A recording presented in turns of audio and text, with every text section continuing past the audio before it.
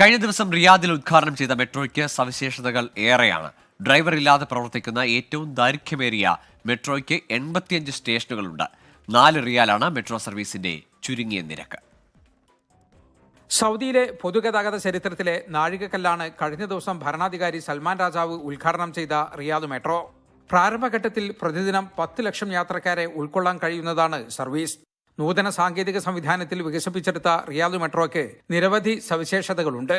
60 kilometre ഭൂഗർഭ ട്രാക്കുകൾ ഉൾപ്പെടെ 176 കിലോമീറ്ററാണ് ട്രാക്കുകളുടെ നീളം. 4 പ്രധാന സ്റ്റേഷനുകൾ ഉൾപ്പെടെ 85 സ്റ്റേഷനുകളുണ്ട്. ലോകത്ത് ഡ്രൈവർ ഇല്ലാതെ പ്രവർത്തിക്കുന്ന ഏറ്റവും ദൈർഘ്യമേറിയ മെട്രോ ലൈനാണ് റിയാദിലേത്.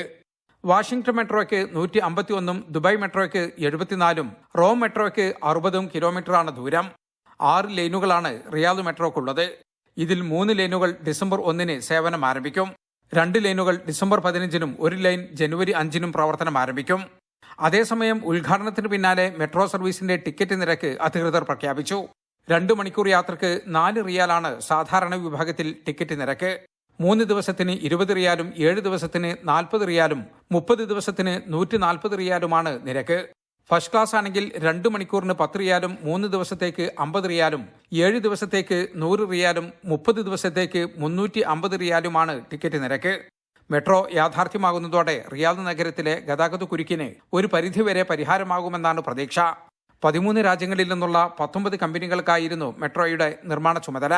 സൗദിയിൽ നിന്നും ജലീൽ കണമംഗലം, 24.